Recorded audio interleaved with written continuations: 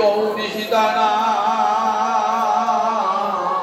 প্রেমানন্দে একবার হরি হরি বল নিতাই গৌরী সীতানাথ প্রেমানন্দে একবার হরি হরি বল নিতাই গৌরী সীতানাথ প্রেমানন্দে একবার হরি হরি বল জয় রাধা দামোদর জয় রাধা দামোদর জয় রাধা দামোদর জয় রাধা দামোদর।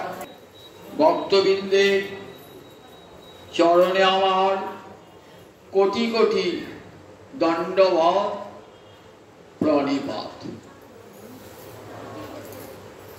উদ্ধব গোবিন্দের সন্দেশ বহন করে শ্রীধাম বৃন্দাবন এসেছেন নন্দ মহারাজ এবং মা যশোদার কাছে। গোবিন্দের অনুরোধ পিতৃ ন প্রীতি আবহ, আমার পিতা মাতার সুখ বিধান কর। পিতৃ ন আমার পিতামাতা সুখম যেন সুখ প্রাপ্তি হয় আমার পিতামাতা প্রীতি আবহ। সেই সঙ্গে আর একটি কথা হাতটি ধরে বললেন প্রপন্নাটি হর। বুঝুন একবার গোবিন্দের মনের অবস্থাটা কেমন। প্রপন্ন জনের আরতি যিনি হরণ করেন আজ তার নিজের কত আরতি। গোবিন্দ চরণে পড়ে যেতে বলে হে গোবিন্দ তুমি আমার দুঃখ দূর করো বলে যদি কেউ গোবিন্দ চরণে একবার প্রণতি জানায় প্রণত ক্লেশ নাশায় গোবিন্দায়, তার সব ক্লেশ তিনি ধ্বংস করে দেন। আজ গোবিন্দ যিনি প্রপন্ন জনের আরতি হরণ করেন তারই আজ কেমন অবস্থা করুন। আর উদ্ধবের হাতটি নিজের হাতের মুঠোর মধ্যে ধরেছে। গৃহীত্বা পানি না পানি, নিজের হাত দিয়ে উদ্ধবের হাতটা চেপে ধরে বলছে পিতৃ ন প্রীতি আবহ, আমার পিতামাতার সুখ বিধান কর। সেই সঙ্গে আরেকটি কথা গোপীনাং মদ বিয়োগাধীন মত সন্দেশই বিমোচয়, আমার বিরহজনিত আধি মানে মনোপীড়া, আমার বিরহে তাদের যে মনোকষ্ট হয়েছে আমার সন্দেশ দান করে, সন্দেশ মানে সংবাদ, আমার সংবাদ দান করে কুশল সংবাদ দান করে তাদের দুঃখ মোচন করে। সখাদের কথা বললেন না কেন? শ্রীরাম সুদাম সখাদের তাদের কথা বলতে পারতেন তো। বললেন তাদের প্রেমটা কেমন জানো? বিশ্বম্ভ প্রধান। শ্রীরাম সুদাম সখাগণ এমন আচ্ছন্ন আছে তারা ভাবছেন কৃষ্ণ আমাদের সঙ্গেই আছে। কৃষ্ণ মথুরায় যায় নাই। তাদের কাছে যদি বলা হয় আমি কৃষ্ণের কাছ থেকে সংবাদ আনছি মথুরা থেকে, তাহলে তারা অন্তরে কষ্ট পাবে। সেই জন্য শ্রীরাম সুদামের কথা বলা নাই। আবার যখন শ্যামলী ধবলী যে গোবস্তু করে গাভী করে চলাতেন তাদের কথা বলা নাই, কারণ তাদের প্রেমটা কেমন না বিবেকহীন। তারাও জানেন কৃষ্ণ ও গোচারণ করছে। তাই শুধু পিতামাতা আর গোপীগণকে আমার সম্মান। প্রতিদিন নন্দ যশোদার কাছে গেলেন।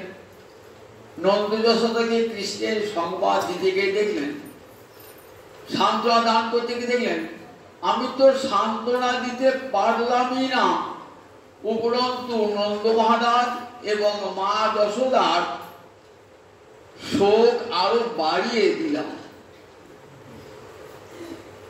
তারা জানতেন আমাদের পুত্র হারিয়েছি, এখন যখন শুনলেন তাদের পুত্রটি ভগবান, তখন ভাবছেন আমরা ভগবানকেও হারিয়েছি। শোকটা আরো বেড়ে গেল। শুধু তাই না, বললেন শোনো নন্দ মহারাজ, মা যশোদা, কৃষ্ণ শুধু তোমাদের একা সন্তান নন, তিনি জগতের সকলের, তিনি জগতের সকলের পিতা, জগতের সকলের মাতা, জগতের সকলের ধাতা, তিনি পিতামহ। কৃষ্ণের সঙ্গে কারো কখনো বিরহ হয় না। পঞ্চভূতের সঙ্গে যেমন আমাদের বিরহ হয় না, ক্ষিতি, অপ, তেজ, মরুত, বম, এই পাঁচটা ভূত আমার শরীরের মধ্যে আছে, আবার শরীরের বাইরে আছে। কখনো বিরহ হয়, কখনো বিরহ হয় না। পঞ্চভূতের বিরহ আমার কখনো হয় না, কারণ আমার অন্তরে রয়েছে আর বাইরে রয়েছে। তাই ভগবানের সঙ্গে লিখতে নেই, ভগবান অন্তরে আছেন, ভগবান বাইরে আছেন। দ্রক্ষত কৃষ্ণ অন্তিকে, তুমি চক্ষু মুদ্রিত করে দেখো, দেখো কৃষ্ণ তোমার কাছেই রয়েছে। আবার যেদিকে তাকাবে সব কৃষ্ণ। সর্বং খলিদং ব্রহ্ম, উদ্ধব তো জ্ঞানের মূরতি,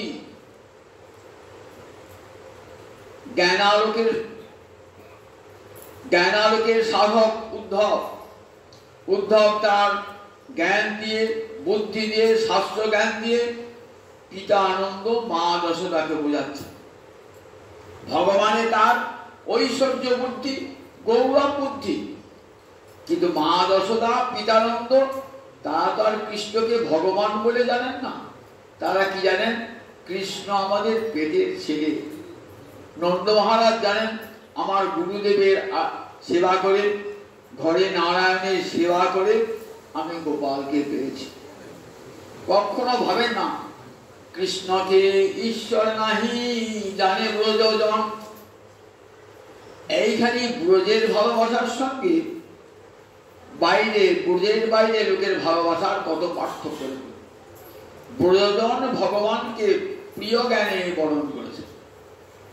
বেদগোপ্য কথা, বেদ শাস্ত্র উচ্চকণ্ঠে বলছেন যে ভগবানকে কেমন করে ভালোবাসবে? আত্মানং প্রিয়ম ইত্যুপাসিত, পরমাত্মাকে প্রিয় জ্ঞানে বরণ করতে। এই যে ভগবানকে প্রিয় জ্ঞানে বরণ, এটা একমাত্র আমরা ব্রজলীলায় দেখতে। মোর পুত্র, মোর সখা, মোর প্রাণপতি। সেখানে যারা পিতৃবর্গ, মাতৃবর্গ আছেন তারা জানেন কৃষ্ণ আমাদের পুত্র। সখারা জানেন কৃষ্ণ আমাদের সখা। আর কান্তারা, ব্রজগোপীরা জানেন কৃষ্ণ আমাদের কান্ত। মোর সুখ বলে মোর পুত্র, মোর সখা, মোর প্রাণপতি, এই তিনটি ভাব বৃন্দাবন। তারা কৃষ্ণকে ভগবান বলে জানেন না, তাদের গোবিন্দের মাধুর্য বুদ্ধি। তাহলে দুটোতে কত পার্থক্য? একটা ঐশ্বর্য বুদ্ধি আর একটা মাধুর্য জ্ঞান। ঐশ্বর্যের শিথিল প্রেম নহে মোর প্রীতম। চৈতন্য চৈতামৃতে কবিরাজ গোসাই পাদ কৃষ্ণের মুখে ভাষা বলছেন যে আমার ঐশ্বর্য দেখে যদি ভালোবাসা শিথিল হয়ে যায়, সেই ভালোবাসা আমি চাই না। আমার ঐশ্বর্য দেখে যদি আমার পিতামাতা, আমার সখাগণের, আমার কান্তাগণের ভালোবাসা কমে যায়, আমি সেই ভালোবাসা চাই না। ঐশ্বর্যের শিথিল প্রেম নহে মোর। কিন্তু উদ্ধবের তো ঐশ্বর্য জ্ঞান, উদ্ধব সে ঐশ্বর্য জ্ঞান দিয়ে বোঝাবার চেষ্টা করছে।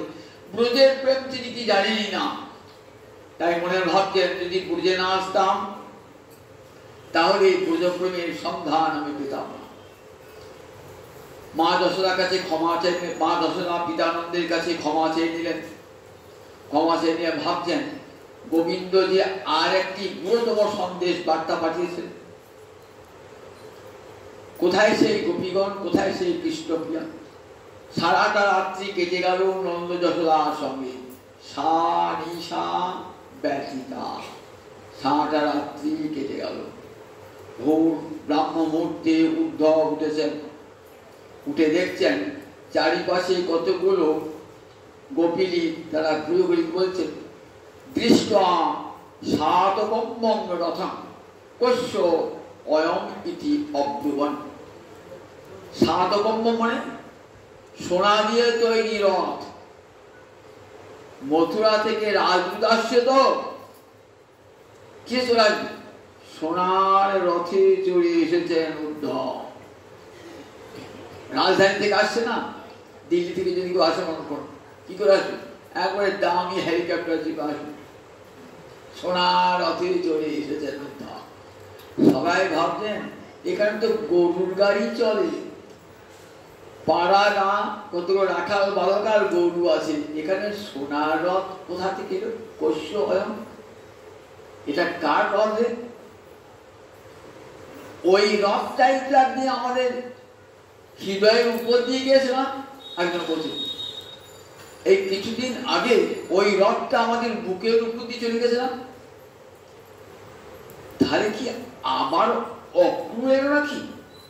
যে অক্রূর আমাদের প্রাণনাথকে নিয়ে চলে গেছে আমাদের বুকের উপর দিয়ে রথের চাকা চালিয়ে, আবার সেই অক্রূর এলো নাকি? এখনো অক্রূরের হিংসা মেটে নাই, পুরাতে মেটে নাই। ব্রজের মানুষকে মেরে দিয়েও তার অন্তরের তৃপ্তি হয় নাই।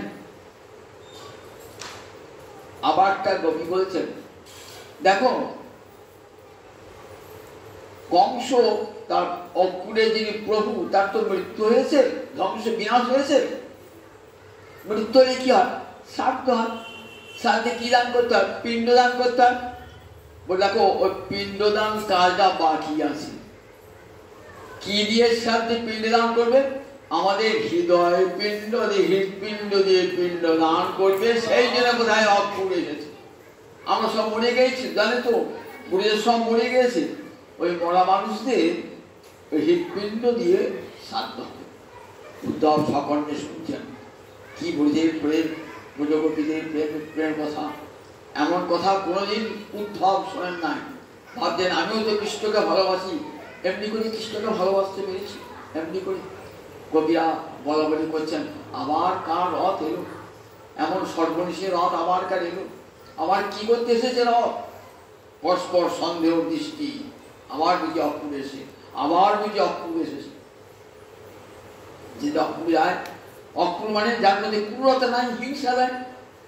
গোপীরা বলছেন, তোমার অক্রূর নাম কে রেখেছিল?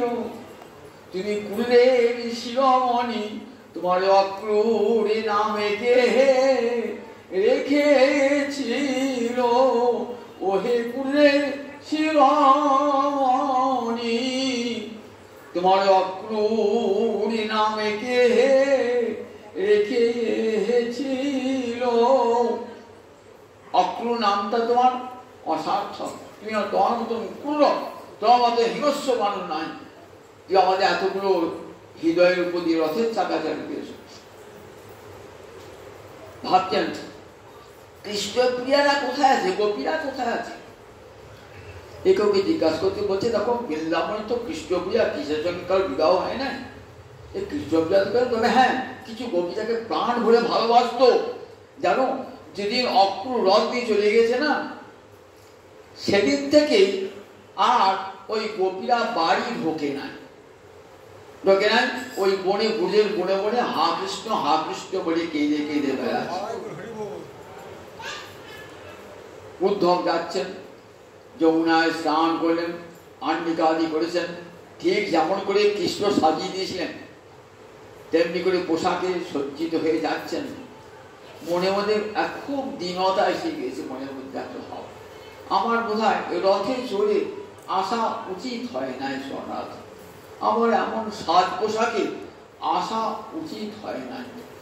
অন্তরে দীনতা, তবেই তো ব্রজপ্রেমের উপলব্ধি হবে। অন্তরে যদি রাজ অহংকার থাকে তাহলে ব্রজপ্রেমের উপলব্ধি হবে।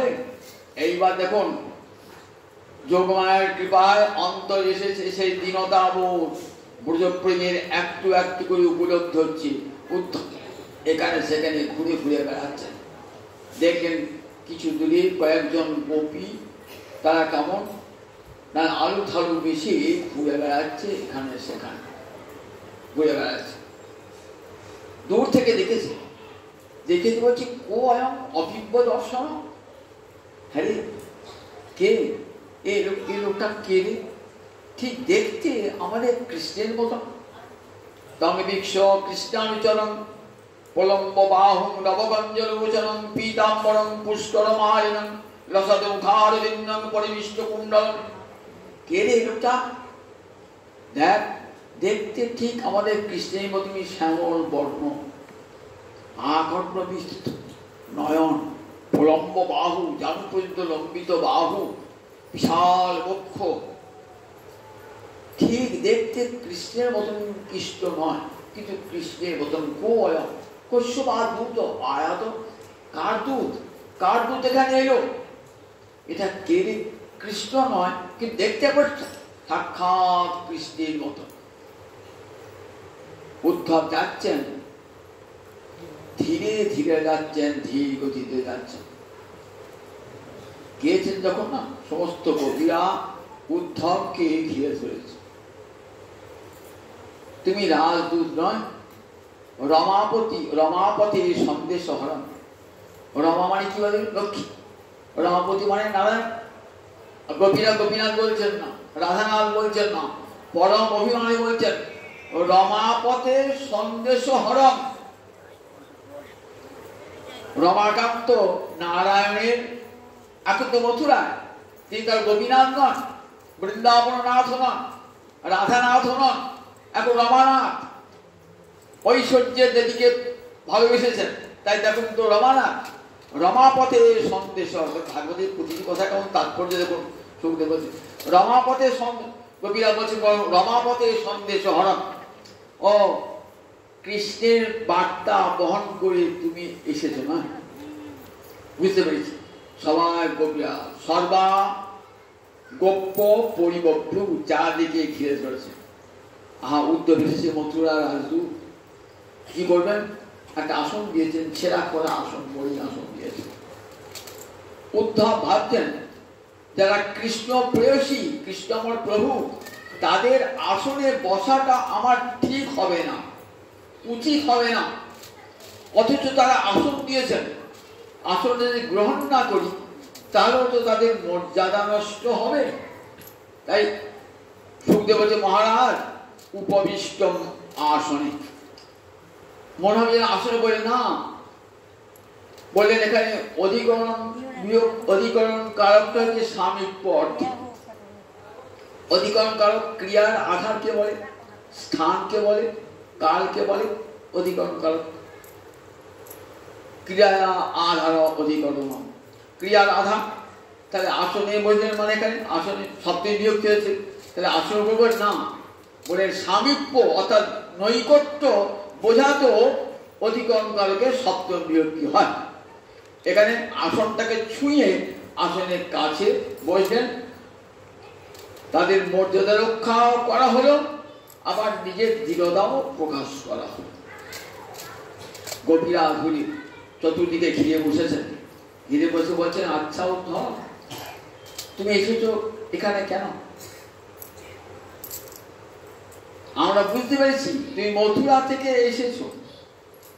দেখো এই গোব্রজে তার তো এমন কেউ নাই যাকে খবর দেওয়ার জন্য। মনে হয় পিতা মাতাকে সংবাদ দিতে এসেছো, নয়? দেখো জগতে পিতা মাতাকে কেউ ভুলতে পারে না। মূলের কি সুনিষ্ট বন্ধু নাম, বন্ধুদের যে বন্ধন, সেটা যে বন্ধন সেটা ভুলতে পারে না। মুনিরাও কি সুনিষ্ট, মুনিরাও হয়তো ভুলতে পারেন না। একটা ঘর যখন তৈরি হলো, তখন ঘরটা কে তৈরি করে? কোন প্রকার তৈরি করে? কি উপাদান লাগে? মাটি লাগে, চক্র লাগে, দণ্ড লাগে। ঘরটা তৈরি হওয়ার পর ঘরটা যদি বলে যে আমি চক্রদণ্ডের ধার ধারি না, চক্রদণ্ড কি জানি না, সে দেখে না চক্রদণ্ডকে, কিন্তু মাটিকে সে অস্বীকার করতে পারে না, কারণ মাটি তার গায়ে লেগে আছে। তো তাই মাকে অস্বীকার করতে পারে না, বাবাকেও অস্বীকার করতে পারে না। জগতে মুনের সুদৃষ্টজ স্নেহানুবন্ধ, এই বন্ধনাং স্নেহানুবন্ধ মুনের সুদৃষ্টজ। মহামা মুনিরাও কখনো ভুলতে পারেন না। সংসার আশ্রম ত্যাগ করে আমার মহাপ্রভু ভুলতে পেরেছিলেন মাকে? বলছি গৌর দেশে আমার দুই সমাশ্রয়, জাহ্নবী আর জননী। আমার জাহ্নবী মহাগঙ্গা আর আমার জননী, এই দুটিকে আমার মহাপ্রভু ভুলতেই পারেন নাই। মাকে কেউ ভুলতে পারেন নাই, ভগবানও মাকে ভুলতে পারেন না। রামচন্দ্র বনবাসে গিয়েছেন, মায়ের জন্য কাঁদতে কাঁদতে গিয়েছে। মাকে মনের সুদৃষ্টজ। অন্যথা গোব্রজে তস্য স্মরণীয় চশমাই, ওই মা বাবা ছাড়া আর এই গোব্রজে গরু চড়ানোর মাঠে তার বা কেই আত্মীয় স্বজন আছে? কেই বা আত্মীয় স্বজন আছে? তা বেশ ভালো হয়েছে, সেরকম তো রাজা হয়েছে। দেখুন রাজা হন নাই কিন্তু কৃষ্ণ, কৃষ্ণকে মথুরায় রাজা হন নাই। অনেকের ভুল ধারণা আছে কৃষ্ণকে মথুরায় রাজা হয়েছে, কীর্তনিয়ার গান করে বলে না, কোনোদিনই কৃষ্ণ রাজা হন নাই। কেন হন বলুন দেখি? কৃষ্ণকে রাজা হলেন না, হতে পারতেন তো বংশ বধ করে।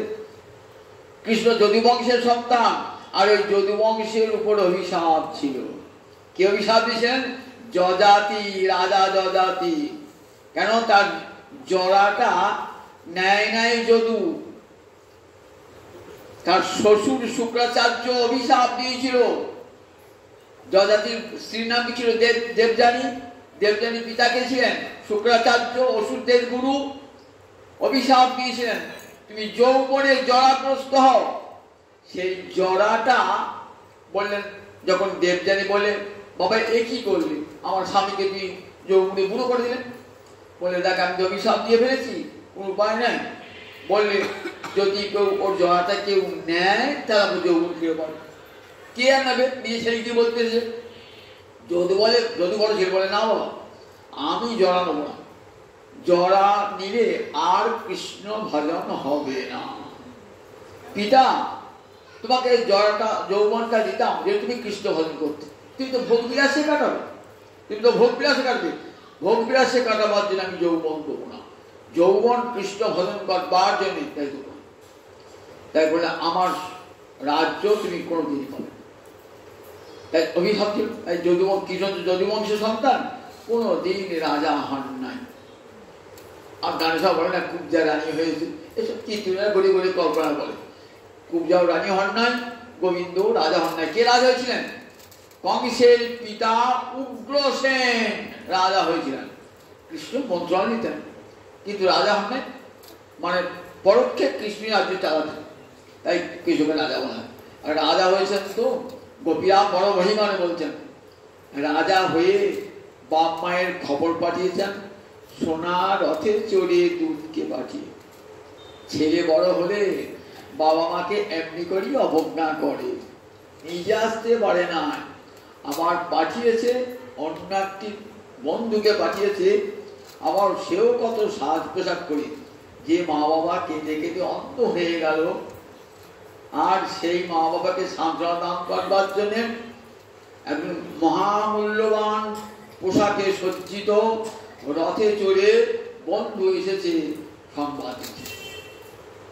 খুব লজ্জা পাচ্ছেন অন্তরে, উদ্ধব ছি ছি ছি ছি, বৃন্দাবনে ধুলিতে গড়াগড়ি দিতে দিতেই ভালো হতো, কেন আমাকে কিন্তু বন্ধু আমাকে পরিয়ে দিলেন এই পোশাক, এসেছি খুব অন্তরে দীনতা, এইভাবে আমার আশা ঠিক হয় না মনে হচ্ছে। আচ্ছা উদ্ধব, একটা প্রশ্নের উত্তর দেব আমাদের। কি প্রশ্ন? দেখো জগতে যে ভালোবাসা স্বার্থের উপর এবং অর্থের উপর নির্ভর করে সেটা থাকে না। জগতের সব ভালোবাসা এই দুটো জিনিসের উপর নির্ভরশীল, একটা স্বার্থ আর একটা অর্থ। একটা স্বার্থ আর একটা অর্থ। স্বার্থ ফুরিয়ে গেলে আর ভালোবাসা থাকে না, অর্থ ফুরিয়ে গেলে আর অতি বন্ধুজন সে দূরে কেটে পড়ে। তাহলে স্বার্থ আর অর্থ এই দুটিতেই যে বন্ধুত্বের ভিত্তি, ভালোবাসার যে ভিত্তি, সে দুটো নষ্ট হয়ে যায়। কত উদাহরণ দিচ্ছেন দেখো। নিঃসঙ্গ তজন্তি গণিকা, গণিকা রমণী, বেশ্যা রমণী, সে ধনবান যুবককে ভালোবাসে, কারণ সে অর্থ উপার্জন করবে বলে। যখন সেই ধনবান যুবক ধনহীন হয়ে যায়, তখন সে তাকে আর পছন্দ করে না। খগা পিতফলম বৃক্ষ, পাখিগুলো দেখবেন গাছে এসে বসেছে, প্রচুর আম ফলেছে, গাছময় পাখি। যে আম ফুললো আর একটা পাখিও গাছে নাই, কারণ ফল নাই তো, একটা পাখিও নেই। পুরোহিত খুব মন্ত্রোচ্চারণ করছেন, আমরা বাড়িতে এসে খুব কতক্ষণ করবে, আমরা মঙ্গল কামনা মন্ত্রোচ্চারণ করবে, যতক্ষণ দক্ষিণাটি না পৌঁছে। যেই দক্ষিণা পালে চলে গেল। ছাত্র এসে গুরুর কাছে খুব কোলাহল করছে, ঘর ভর্তি সে পড়াচ্ছে, মাস্টারমশাই খোঁজ খবর নিচ্ছে। পড়াশোনা যে শেষ হয়ে গেল, আর মাস্টারমশাইয়ের কোনো খোঁজ খবর নেই, কিছুই নেই। অতিথি আমরা একদিকে এলো, ভোজন টোজন করলো, খুব আমরা আশীর্বাদ টাশীর্বাদ করলো, যে ভোজন যে হয়ে গেল। আর বনের পশুরা বনকে কতক্ষণ ভালোবাসে, ততক্ষণ বনে আশ্রয় পায়। বন পুড়ে গেলে একটা হরিণ যাবে না। তার জগতের সব ভালোবাসায় তো এইরকম। রাজা যদি আর প্রজা শাসন করতে না পারে, দুর্বল হয়ে যায়, প্রজারা তাকে সমর্থন করে, তাহলে জগতে যত স্বার্থ এবং অর্থের বিনিময়ে যে ভালোবাসা, সেটা টেকে না। কিন্তু উদ্ধব, আমরা কৃষ্ণকে ভালোবাসতাম, সেখানে স্বার্থের গন্ধও ছিল না, অর্থের গন্ধও ছিল না। গোপীদের সুখ দুঃখ কোনো কিছুই কৃষ্ণ, তারা সব গোবিন্দে তাদের সুখ দুঃখ পর্যবসান। তারা নিজের সুখ চান নাই কোনোদিনই, ভগবানের কাছে, গোবিন্দের কাছে। মরে যদি দিলে দুঃখ তার হয় মহাসুখ, সেই দুঃখ মোহর সুখ বর্জ্য। আমাকে দুঃখ দিয়ে যদি গোবিন্দ আনন্দ পায়, তাহলে সেই দুঃখ আমার কাছে সুখ শ্রেষ্ঠ। বর্জ্য গোপীরা আপনার সুখ দুঃখে, গোপী নাহি বিচার, আপনার সুখ দুঃখে গোবিন্দের সুখ দুঃখই তাদের প্রধান। তাদের প্রেমকে কবিরাজ তার কি বলেছেন? অকৈতব কৃষ্ণ প্রেম যেন জাম্বু নদ হেম, যে প্রেমে লোকে নাহি হয়, যদি হয় তার যোগ, তথাপি না হয় তার বিয়োগ। বিয়োগ হইলে আর কেহ না জিয়। অকৈতব মানে কপটতা বিহীন যে ভালোবাসা, শুদ্ধ শব্দের ন্যায়। লক্ষ্যবান বারবার পুরানোর পর যে শোনা হলো, সেই আর গলদ থাকে না শোনাটায়, সব খাদ চলে গেছে। তখন যে শোনাটা যেমন, ঠিক এই গোপীগণের ভালোবাসা এইরকম। অকৈতব কৃষ্ণ প্রেম যেন জাম্বু নদ হেম, যে প্রেমে লোকে নাহি হয়। এই প্রেম নীলকে হয় না, এই প্রেম হয় না। জগতের প্রেম আজ আছে, তাই না। মা ভালোবাসতে ছেলেকে, ছেলে ভালোবাসতে মা, মাও মরে গেল, ছেলে মারা গেল, প্রেমটা গেল কোথায়? স্বামী ভালোবাসে স্ত্রীকে, স্ত্রী ভালোবাসে স্বামীকে, স্বামী মরে গেল, স্ত্রী ভালো গেল, প্রেমটা গেল কোথায়? প্রেমটা গেল কোথায়? তাহলে এই জগতের ভালোবাসা টেকে না। তিনি প্রেমের সংজ্ঞা দিয়েছেন সর্বথা ধ্বংস রহিত, ধ্বংসস্য কারণ সতী। ধ্বংসের কারণ থাকা সত্ত্বেও এই রাধা মাধবীর প্রেম কোনদিন ধ্বংস হয় না। চির অমর প্রেম, চির অমর। কোনদিন অকৈতব কৃষ্ণ প্রেম যেন জাম্বু নদ হেম, যে প্রেমে লোকে নাহি হয়। যদি কখনো হয়ে থাকে এই প্রেম, তাহলে যদি হয় তার যোগ, তথাপি না হয় তার বিয়োগ। তার বিরহ কখনো হয় না। অবৈতব কৃষ্ণ প্রেমে কখনো বিরহ হয় না। বিরহ হইলে আর কেহ না জিও, বিরহ হলে আর কেউ বাঁচবে না, প্রিয় প্রিয়া কেউ বাঁচবে না। তা আমাদের প্রেমে তো নিজের সুখ দুঃখ বিচার ছিল না। আমরা তো সব কৃষ্ণের জন্য সমর্পণ করেছি। আমরা সর্বধর্মান পরিত্যজ্য মাম একং শরণং ব্রজ, সমস্ত ধর্ম পরিত্যাগের মূলতি কারা? গোপীরা। গীতার যে শেষ কথা, সর্বগুচ্ছতম ভুয় সিনুমে পরমঙ্গে বচ। অর্জুনকে বলছে, অর্জুন আমার গোপন কথাটা শোনো, সর্বগুচ্ছতম। আবার শোনো, অনেকবার বলেছি, গুচ্ছ কথা বলেছি, গুচ্ছতর কথা বলেছি, গুচ্ছতম বলেছি, আবার সবচেয়ে গুচ্ছতম কথা বলেছি। সর্বধর্মান পরিত্যাজ্য মাম, উপসংহার বাক্য, উপসংহার শেষের বাক্য, সর্বধর্মান পরিত্যাজ্য মামেকং শরণং ব্রজ। আমার বন্ধু হিসেবে আমাকে অনেকগুলো কথা বলছি, বলতে বলতে বলতে বাজে আমার মুখ হয়েছে, এই শেষ কথা বলে যাচ্ছি, দামি কথা বলে যাচ্ছি, দামি কথা না বলে যাচ্ছি, শেষ কথা দামি কথা বলে গেল গোবিন্দ, শেষ দামি কথাটি বলতে গেলেন, সব কথা সার কথা। সর্বধর্ম পরিত্যাগ করে আমার চরণে আশ্রয় গ্রহণ। এই মূলতিকে, এই মূলতি, এই ব্রজবালারা এই মূলতি সর্বধর্ম পরিত্যাগ করে। রাসের দিনে শুনবেন আপনারা, এমনি করে গোপীরা দেহ ধর্ম, গৃহ ধর্ম থেকে আরম্ভ করে সর্বস্ব পরিত্যাগ করেছেন কৃষ্ণের জন্য। বলছে আমরা তো সবকিছু পরিত্যাগ করি, সবকিছু পরিত্যাগ করি, আমরা কৃষ্ণকে ভালোবেসি, তাহলে আমাদের প্রেমে এমন বিরহ হলো কেন? উদ্ধব, উত্তর দাও, তুমি তো পণ্ডিত, শুনেছি সুবলের মুখে যে রসিক ভক্ত আছে মথুরা, উদ্ধব এবং পণ্ডিত ব্যক্তি, তুমি সে উদ্ধব নয়, বলো না উদ্ধব, তুমি তো জ্ঞানী পণ্ডিত, আমরা তো ব্রজের গোয়ালিনী, লেখাপড়া জানি না, কিছুই জানি না, গরু চড়ানোর বৃত্তি, গরু পালন করা, বলো না উদ্ধব। উদ্ধব ভাবছেন সব পাণ্ডিত্যের জলাঞ্জলি এখানে, আমার সব পাণ্ডিত্য, গোপীদের প্রেম সাগরে আমার সব জ্ঞান ডুবে গেল, প্রেম সাগরে এমন ভালোবাসা, সেখানে আমার কোথায় জ্ঞান তলিয়ে গেল, সব শাস্ত্র খুঁজে উত্তর খুঁজে পাচ্ছেন না।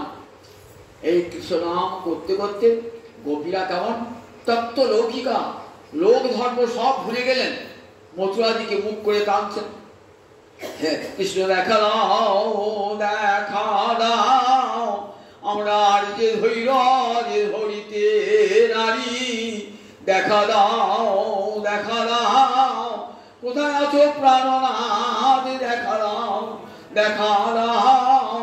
নয়ন জলে হাসছেন উদ্ধব, বাকস্তব্ধ, বসে আছেন, দেখছেন গোপীগণকে।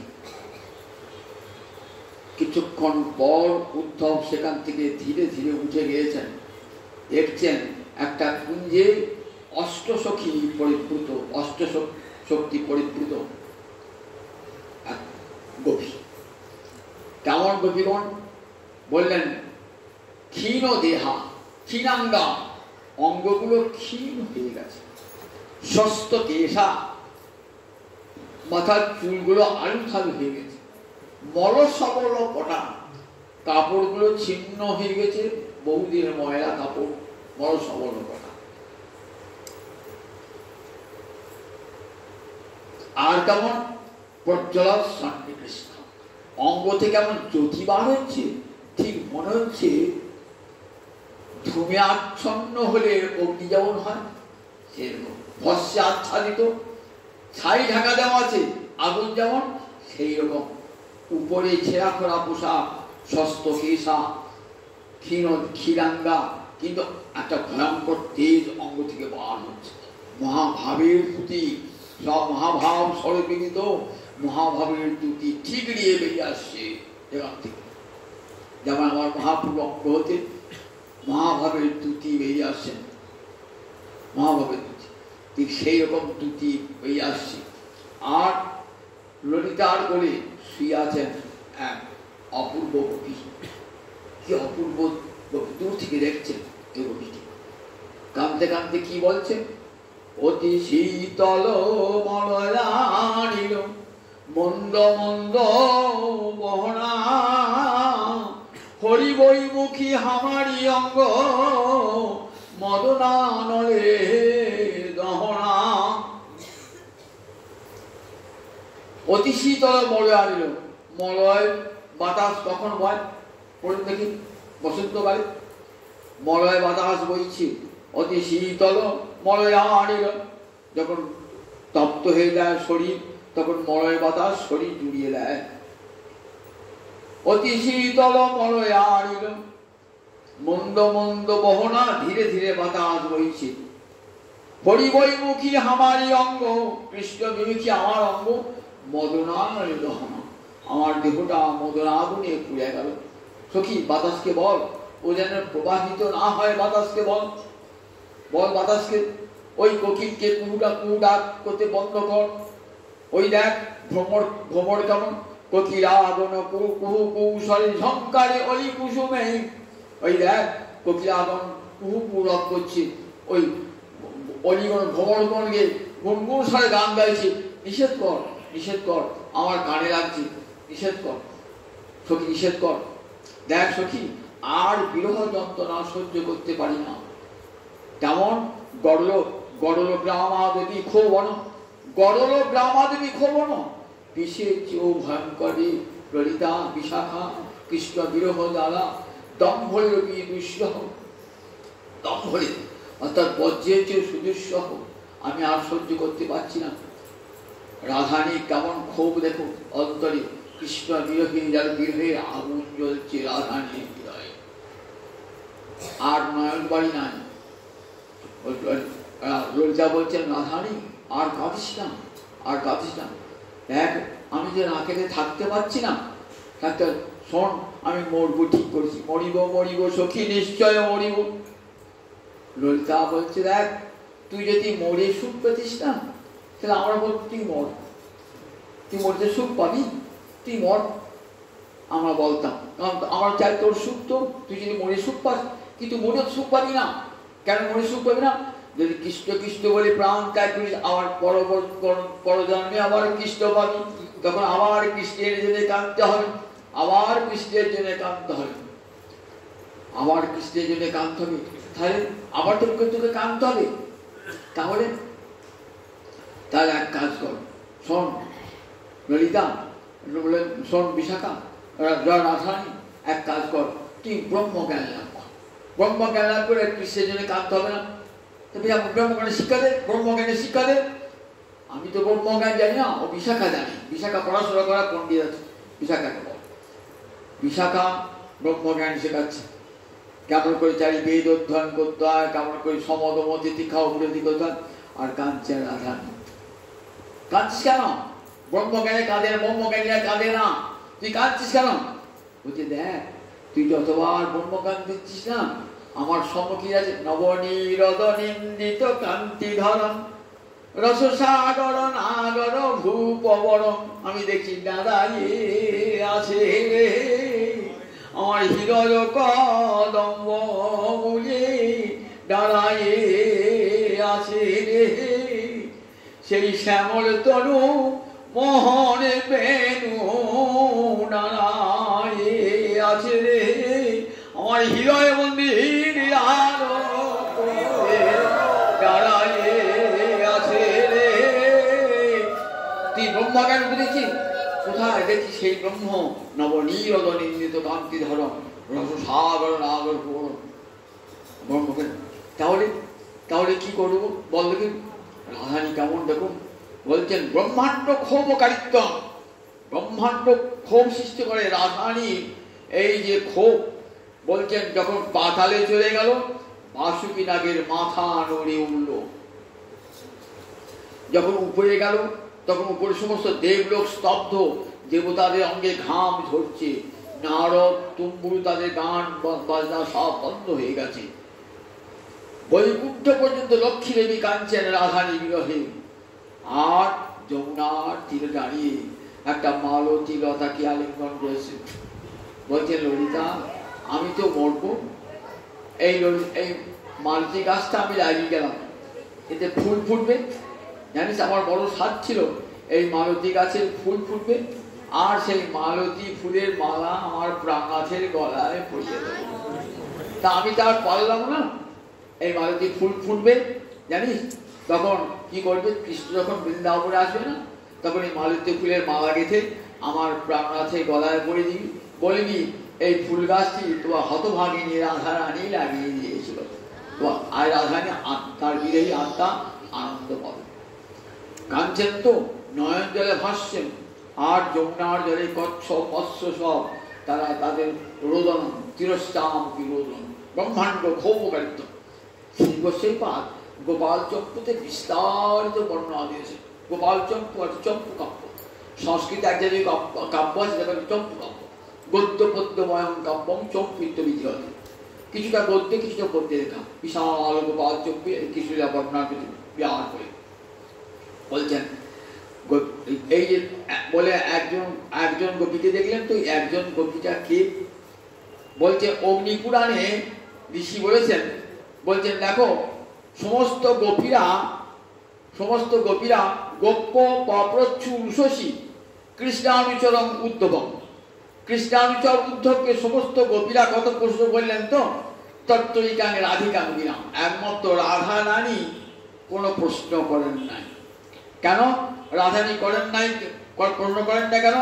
বলে রাধারানী তখন কারণ বাসনায়া বিরমিতা, সমস্ত বাসনা থেকে নিজেকে নির্মুক্ত করেছেন, নির্বেদ ভাব এসেছে না, আর কৃষ্ণকে ভালোবাসবো না, ভালোবাসার এত জ্বালা, আর ভালোবাসবো না, আমি বাসনাহীন হয়ে মরব। বাসনাহীন হয়ে মরলে আর আমার মুক্ত হয়ে যাব। তাই বাসনায়া বিরমিতা, সমস্ত বাসনা থেকে রাধারানীর তদ্ভাব সংলীনা, কৃষ্ণ ভাবে মহাভাবে সংলীন হয়ে সমস্ত বাসনা থেকে মুক্তি পাবার জন্যে কেমন অবস্থাতে তার নির্বেদ সঞ্চারী ভাব উঠেছে। 33টা সঞ্চারী ভাব আছে। এই ভাব কেমন না, ওই স্থায়ী ভাব সমুদ্রে একবার ওঠে, উন্মজ্জন্তে নিমজ্জন্তে, ওঠে আর যখন উঠছে দেখবেন সমুদ্রের থেকে ঢেউ উঠছে না, তলা থেকে ঢেউটা উঠছে, তো সমুদ্রের তলায় কি থাকে? রত্ন থাকে। সমুদ্রের তলায় যখন ওঠে দেখবেন দু একটা রত্নের ছিটিয়ে পাড়ে পড়ে যায়। বলছেন দেখো এই যে রাধারানী ভ্রমণ গেছি না, শুনলে পরে কি হবে? বলে রত্ন পেয়ে যাবে। বলে তাই গিয়দাম উদাম ছিন্নতাম ছিন্নতাম সদা, সবচেয়ে কান পেতে শোনো, ভজনের অঙ্গ হয়ে যাবে। এমন ভজন অতি কঠিন কর্কশ হৃদয় দ্রবীভূত হয়ে যাবে রাধা রানীর এই ভ্রমণ গীতির কথা শ্রবণ করলে পরে। বলে যদিও রাধারানী অর্থ বলে গোস্বামী পাত্র বলছেন রাধায়া বাগর্থ কেন বাবিদ্য তৎকৃপাঙ্গিনা। রাধারানী যে কথাগুলি বলছেন তার অর্থ কে বোঝে? তার অর্থ বোঝবার শক্তি কারো নয়, তৎকৃপাঙ্গিনা। হে রাধারানী তুমি কৃপা করো যাতে তোমার কথার অর্থ আমরা উপলব্ধি করতে পারি। গোস্বামীপাদ সব মঞ্জরি, সনাতন গোস্বামীপাদ, শ্রীজীব গোস্বামীপাদ সব ব্রজের মঞ্জরি, রাধারানী প্রাণের সখীদারা, তাই তারাই যে অর্থ করেছেন সেই অর্থে আপনাদের গ্রহণযোগ্য। বলছেন তত্ত্বরিকান একবার রাধারানী কোনো প্রশ্ন করেন, তিনি কাঁদছেন, মরিব মরিব সখী নিশ্চয় মরিব, কানু হেন গুণনিধি কারে দিয়ে যাব। শোন বিশাখা, শোন ললিতা, আমি তো মরতে পারি কিন্তু মরু আমি শান্তি পাচ্ছি না। আমি কানে হেন গুণনিধি কারে, কিন্তু কৃষ্ণ সেবা জানে না, কারে দিয়ে যাবো আমি, কেউ তো কৃষ্ণ সেবা জানে না। কৃষ্ণ সেবা জানে না, আমি কাকে দিয়ে যাবো? তো কি দেখ, আমি তো কৃষ্ণবিহীন জীবন রাখবো না। তাই কি করবি তোরা আমাকে? আমার যখন মৃত্যুকাল উপস্থিত হবে তোরা কোথায় নিয়ে যাবি?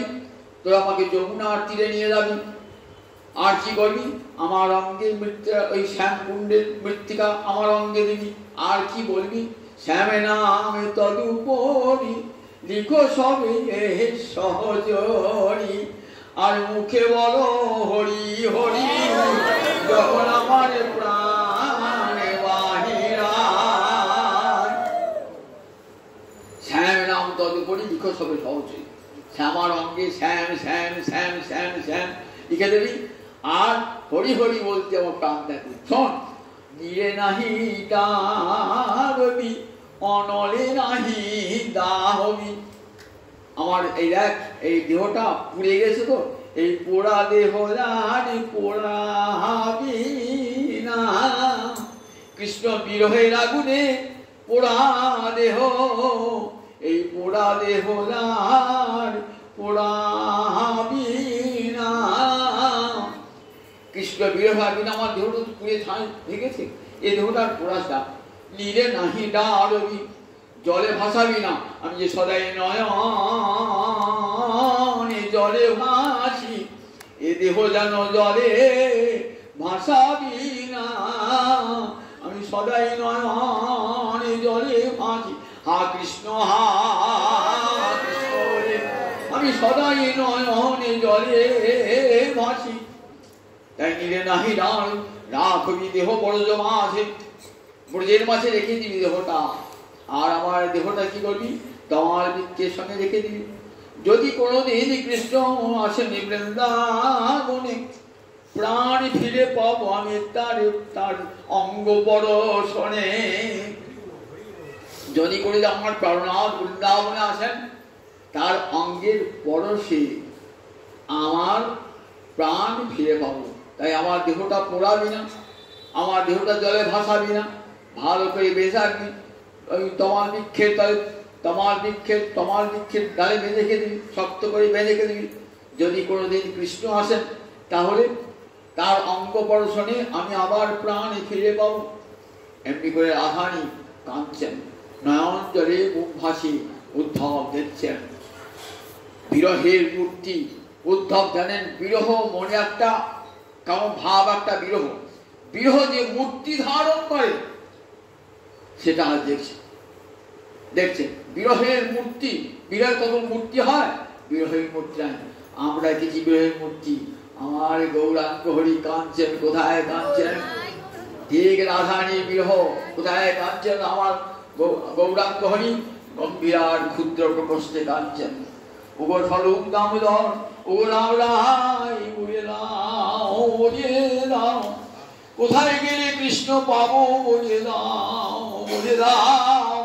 ওগো স্বরূপ রাম রাই বলে দাও, বলে দাও, কোথায় গেলে কৃষ্ণ পাবো বলে দাও, বলে দাও। ঠিক আমার মহাপ্রভু কাঁদছেন।